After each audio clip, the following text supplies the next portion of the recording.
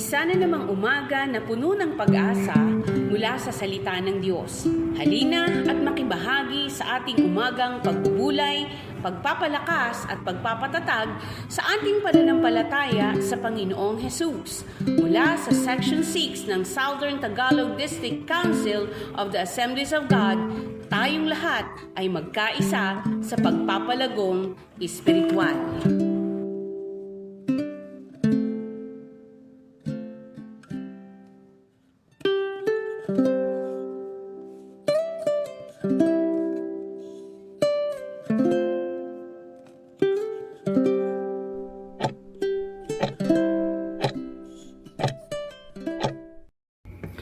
Isa po muling mapagpalang araw sa bawat isa sa atin. Salamat sa Panginoon sa araw na ito at muli po ay tayo ay magkakarinigan uli. Salamat sa Panginoon sa kanyang biyaya, sa kalakasan, sa patuloy na pagpapala sa bawat isa. Natutuwa tayo at nagpupuri sa Panginoon dahil tayo ay nandito pa, buhay, malakas, kahit na maraming mga nangyayari sa ating paligid, sa ating panahon, sa ating bansa, so na kailangan po natin ng ganitong mga programa para makapagpalakasan tayo at siyempre makapagpanalangin sa isa't isa. At siyempre yung ating bansa po, please, ipanalangin natin ang ating bansa. Kailangan ng panalangin ng ating bansang Pilipinas. Okay. Yan, so dadako tayo muli sa ating pong pagbubulay ng salita ng Panginoon. Ngayon, ating pag-uusapan ay be a partakers. Be a partakers of your leader. And be a partakers of your leader. Ano ba yung salitang partakers? Kabahagi, kampi, kasangga, kasali. Okay? Partakers. So, Philippians chapter 1 verse 7 and 8. Okay? Philippians chapter 1 verse 7 and 8. Ganito pong sinasabi. Marapat lamang napahalagahan ko kayo ng ganito sapagkat kayo'y mahal sa akin. Naging kahati ko kayo sa mga pagpapala ng Diyos noong pamang ako'y nagtatanggol at nagpapalaganap ng mabuting balita. Maging ngayong nakabilanggo ako. Nalalaman ng Diyos na ang pananabik ko sa inyo ay kasinlaki ng pagmamahal sa inyo ni Kristo Jesus. Okay? So, pinagpala ng Panginoon ang kanyang mga salita. Ngayon po ating pagbubulay-bulay. Salamat sa Panginoon. At ayan, so ngayon pag-usapan natin, be a partakers. Ang sabi ng talatang ito, binanggit niya, naging kahati ko kayo. Okay? Yan. So sa ibang salin ay you share with me. Okay? So partakers, kabahagi, kahati, kasama, katuwang. Okay? So be a partakers of your leader. So dito si Pablo, ang kanilang leader. Be a partakers of your leader or your pastors. Okay, naging kabahagi ko kayo. So ang sulat niya ito, sulat niya sa mga mananampalataya sa taga Pilipos. Again, nung sinulat niya ito ay siya ay nasa bilangguan. Okay. Pero buong panahon ng kanyang buhay na paglilingkod sa Panginoon, yung ministry niya na inumpisahan sa mga iglesia sa Pilipos. So, at nagtuloy-tuloy naman ang gawain ng Panginoon kahit na po siya ay nasa bilangguan. So, be a partakers. Una, be a partakers in the ministry. Okay? Maging kakampi, kahati, kasama sa ministeryo o sa paglilingkod. So, sasabi doon na naging kahati ko kayo sa mga pagpapala ng Diyos at sa mga ministeryo, yung naging kahati ko kayo sa pagpapalaganap, pagtatanggol at pagpapalaganap ng mabuting balita. Be a partakers of your leader or your pastors in the ministry. Okay. Masayang-masaya. Again, no, yung pinag-usapan natin, nabanggit ko, no, na ang Pilipos, yung mga mananampalataya doon, ang sulat ni Paul, laging yung kagalakang naramdaman niya para sa mga mananampalataya. Okay? So kaya sabi niya, masaya ang puso ko, nananalangin ako ng masayang puso, masaya ang aking kalooban sa tuwing nagsusumusulat o sinusulat ko ito kasi alam kong kahati ko kayo sa paglilingkod, sa ministeryo, kabahagi kayo ko sa gawain ng Panginoon, sa pagpapalaganap ng mabuting balita. Okay, so yun si Paul at yun yung mga taga Pilipos, katuang ni Paul sa paglilingkod sa Panginoon, katuang ng kanilang mga leader, katuang ng kanilang mga pastor. Tayo po ba sa ating kalagayan, sa ating paglilingkod sa Panginoon or sa church na atin pong kinabibilangan, tayo ba ay katuang ng ating mga leader? Tayo po ba ay katuang ng ating mga pastor? Tayo ba ay kahati at kabahagi ng ating mga leader o mga pastor sa paghayo, sa pagsishare ng gospel? Naging kahati ko kayo sa pagtatanggol, sabi pa doon, no? Pagtatanggol ng gospel at pagsishare. So, naging kahati ko kayo patungkol dyan. Kaya sabi ni Paul, sobrang gusto kong kayo'y makita. Ang pagmamahal ko sa inyo ay kagaya ng pagmamahal ni Kristo. Ano? Ganun ko kayo iniibig at ganun ko kayo gustong makita. At ganun ako nagpapasalamat sa Diyos dahil sa inyo. Dahil nagpapatuloy kayo at katuang ko kayo sa paglilingkod sa Panginoon. Alam po, yan ang, kung gusto mong pasayahin ang inyong pastor, kung gusto mong pasayahin ang inyong pastor, ang inyong leader sa church, tuangan ninyo sa ministry, tulungan, suportahan at samahan sa inyong sa mga gawain. Okay, yung hindi mo sama, yung ina-appreciate natin yung pastor natin, kailangan din naman talaga yun. Dagdag kalakasan yun sa mga pastor natin. Yung mga regalo, yung mga iba nating mga binibigay sa ating mga pastor, dagdag kalakasan yun. Pero po, ang pinakamagandang lakas at galak sa mga pastor, kung mayroong mga sumusuporta sa gawain. Kung mayroong hindi lang sumusuporta, sumasama. Yun yung totoong galak ng mga leader eh. Galak yun, totoong galak ng mga pastor, yung kasama ka, hindi lang spiritual, hindi lang material, kundi ikaw mismo. Napakaganda po yun. Nakakapagpa-boost ng damdamin, nakakapagpalakas yun sa mga leader kapag may mga gawain, ikaw ay kasama. Hindi ikaw yung laging kontra, sorry for the term, kontra bulati. Sorry for the term.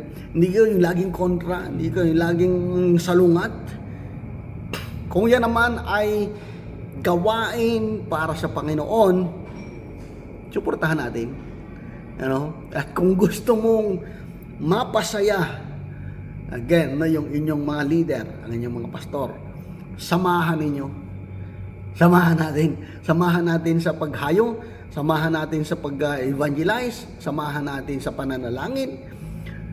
Yan, sobrang galak yun sa mga pastor. Kaya nararamdaman natin yan. Kagaya namin bilang mga pastor, bilang mga leader. Ang sarap maglingkod sa Panginoon kung may mga sumusuporta sa Kanya. Okay?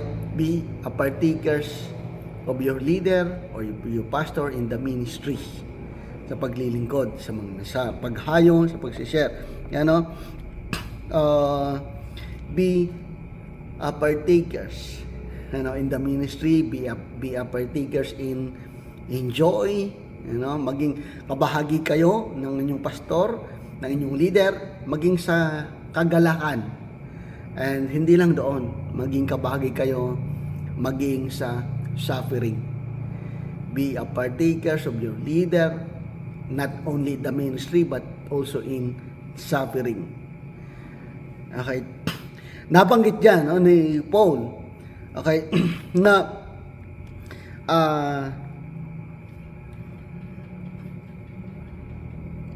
maging ngayong nakabilanggo ako. Okay? Ulitin ko lang po, verse 7. Marapat lang napahalagahan ko kayo ng ganito. Grabe, yung sobrang, yung damdamin, yung affection, doon sa mga komentaryo na nabasa ko, yung affection ni Paul sa kanyang mga, sa church sa Philippi, grabe yung kanyang damdamin, yung kanyang puso para sa gawain, para sa mga tao, kasi alam niya na hindi lang sa ministry, hindi lang sa tagumpay niya kasama ang mga leader, ang mga member ng church, kundi maging ng suffering. Kaya ang sabi doon, marapat lang napahalagahan ko kayo ng ganito, sapagkat kayo'y mahal sa akin. Okay, naging kahati ko kayo sa mga pagpapala ng Diyos noon pa mang ako'y nagtatanggol at nagpapalaganap ng mabuting balita. Kasama ko kayo doon. Habang nangangaral ako, habang nagsishare ako, habang pinagtatanggol natin ang mabuting balita, nandiyan kayo. Habang bakit sinabing pagtatanggol? Kasi sa panahon ni Paul at sa ministry niya sa church sa Philippi, may mga dumarating din, may mga dumating, matadaanan natin sa ating pag-aaral yan. May mga dumating na mga dahil nga nabilanggo na si Paul. Okay? May mga dumating, may mga nakapasok na mga nagtuturo na nagsasabing wala na ang Paul nyo, nakabilanggo na, hindi na yun makakalaya. Yan, tapos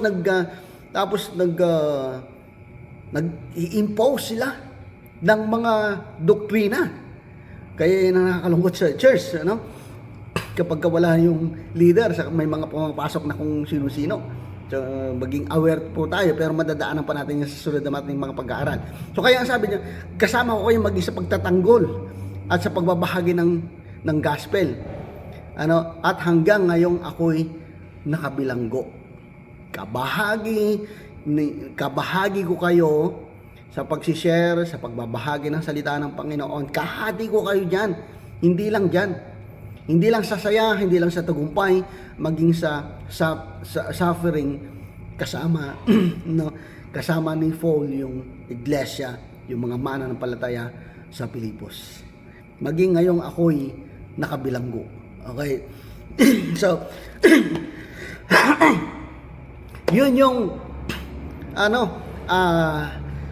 nagbibigay ng galak. Kaya nga sabi ni Paul, sobra akong nasasabik sa inyo, makita gaano ko kayo kamahal. Sobrang mahalaga kayo sa akin, mahal kayo sa aking puso, kasi ganito, hindi nila iniwan si Paul kahit ng panahong siya ay nasa bilangguan. Totoo po yun, So, minsan ito yung realidad ng buhay. Kami po, please, mga pastor, mga lingkod ng Panginoon, mga leader, hindi po yan laging malakas. Hindi po kami laging malakas. Kailangan po namin ng inyong suporta. Kailangan namin ng inyong panalangin. Kailangan ng suporta sa gawain. Maging ngayong ako'y nakabilanggo. So yung be partakers of your pastors, of your leaders, even in the sufferings. Yan, maging ngayong ako'y nakabilanggo. Maging ngayong ako'y hindi ko alam kung makakalaya ako, hindi ko alam kung makakabalik pa ako sa inyo, pero salamat dahil nandyan kayo. Kasama ko kayo. kasama ko kayo sa tagumpay, kasama ko kayo sa mga laban. Yan, no? Yun yung totoo lang, yun yung nagpapatibay at nagpapatatag sa mga leader kung mayroong mga sumusuporta. Yan, no? Kahit hindi lang sa panahon ng tagumpay, maging sa panahon ng pagbagsak. Maging sa panahon ng pagbagsak. Hindi po kami laging malakas.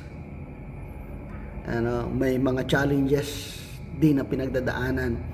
Hindi dahil yan ay leader ay malakas na, hindi dahil yan ay pastor ay matibay na. Hindi po.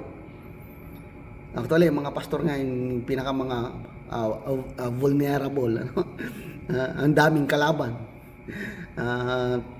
Hindi lang physical, spiritual, ang dami. Okay. Pero kapag mayroong mga ganitong klase ng mga tao, kapag may mga ganitong mga klaseng membro at mga mananampalataya, ay mapapalakas natin ang ating mga leader. Hindi mawawala ng pag-asa, hindi manghihina ang loob, bagamat nanghihina ang pisikal.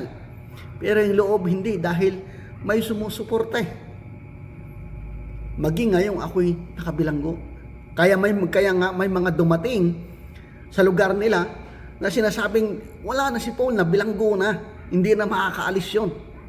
Pero hindi sila bumitaw kay Paul. Hindi sila bumitaw sa kanilang mga leader. Huwag nating bibitawan ang ating mga leader. May pagkakataon pong bumabagsak po yan. May mga pagkakataon pong nagkakamali din yan. Huwag nating bibitawan. Please, be a partakers of your leader, of your pastors in the ministry, in victory, even in pain, in suffering. Nawa, nandyan tayo para suportahan. So hindi tayo kagaya ng mga taong nagpapabigat ng damdamin ng mga leader natin. Wala na si Paul, hindi na yan, wala na yung pastor nyo, hindi na yan makakabawi. Mababagsak na yan ng tuluyan. Hindi tayo yun. Hindi ikaw yun. So yun po ang paalala ng Panginoon sa atin. Please, kung gusto mong nating pasayahin ang mga pastor natin, ang mga leader natin, suportahan natin sa ministry, sa paglilingkod, suportahan natin sa maging sa mga hamon na pinagdadaanan ng ating mga leader. Yan, salamat sa Panginoon. At muli po tayo ay manalangin. Panginoong Diyos, kami po ay nagpapasalamat sa oras pong ito. Nagpapasalamat kami, Panginoon, sa mga taong kasama namin at katuang namin, Panginoon, sa paglilingkod, sa ministeryo. Salamat po sa mga taong kasama namin ngayon sa aming pong pag-aaral, pagbubulay-bulay ng mga salita, sa pananalangin. Salamat po sa kanilang mga buhay. Masaya ang aming mga puso at aming mga kalooban dahil nandyan sila. Dahil may mga taong sumusuporta sa amin. Kaya may mga leader, kaya may mga lingkod mo, Panginoon, na nagpapatuloy sa paghahayon, papatuloy anuman ang sitwasyon, anuman ang kalagayan sa buhay. Nagpapatuloy dahil may mga taong sumusuporta sa kanila. Nandyan yung mga kapatiran, nandyan yung mga taong handang tumulong at tumuang kahit pa sa mga panahon ng pagbagsak. Salamat po. Salamat po sa mga salamat din po sa mga leader namin na nagpapatuloy at nanatiling matatag sa gitna ng mga hamon na pinagdadaanan sa buhay. Salamat po ng marami. Panginoon, tulungan po kami na makita namin lagi yung kahalagahan ng paglilingkod at ng suportahan sa paglilingkod.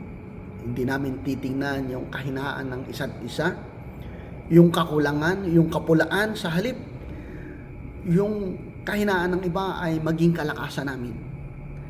At yung yung kahinaan ng iba ay maging kalakasan kami para sa kanila. At yung mga kahinaan namin ay maging kalakasan din namin yung iba na nagtagumpay na sa buhay, sa mga hamon, sa paglilingkod sa inyo. Lord, salamat po ng marami. Again po, salamat po sa mga leader namin na nagpapatuloy na naglilingkod sa gitna ng mga hamon ng buhay. Salamat po sa mga leader at mga pastor namin. Salamat po ng marami sa mga kapatiran, sa mga member, sa mga manampalataya na lagi pong nandyan na sumusuporta sa inyong mga lingkod. Pagpalain po kaming lagi, ingatan kami sa anumang uri ng problema, ilayo kami sa anumang uri ng sakit at karamdaman, ingatan po kami, ilayo sa anumang uri ng kapahamakan. Panginoon, inilapit din po namin ang aming bansang Pilipinas. Sobrang pong daming mga nangyayari ngayon, korupsyon at grabing korupsyon. Dalangin po namin na mahayag po at lumitaw yung katotohanan, magkaroon ng kabuluhan ang mga nagiging investigasyong ginagawa ngayon. Hindi lang ito para kung ano pa man, sa halip ay totoong makita yung problema ng aming bansa, Panginoon. At hindi lang matatapos doon, masolusyonan po yung dapat. Kaya po lumalapit po kami sa inyo, kahabagan po ang aming bansang Pilipinas. Pagpalain mo po muli ang bawat isa sa amin. Ano po ang aming mga kahilingang panalangin? Kung mayroon po sa amin may mga sakit at karamdaman, sa oras pong ito, akin pong dalangin, ang biyaya ng pagpapala ng kagalingan ay dumaloy, Panginoon, sa bawat isa. Kung mayroon man po kami mga mahigpit na pangangailangan, sa oras pong ito, amin pong inaangkin ang mga pagpapala at ang mga biyayang inihanda mo sa amin sa araw na ito, Panginoon. Salamat po ng marami sa inyo pong lahat ng papuri, pagluwalhati, pasasalamat. Itong dalangin namin sa pangalan ni Jesus. Amen. Amen. Salamat sa Panginoon. Pagpalain po tayo ng Diyos at ingat po tayo palagi.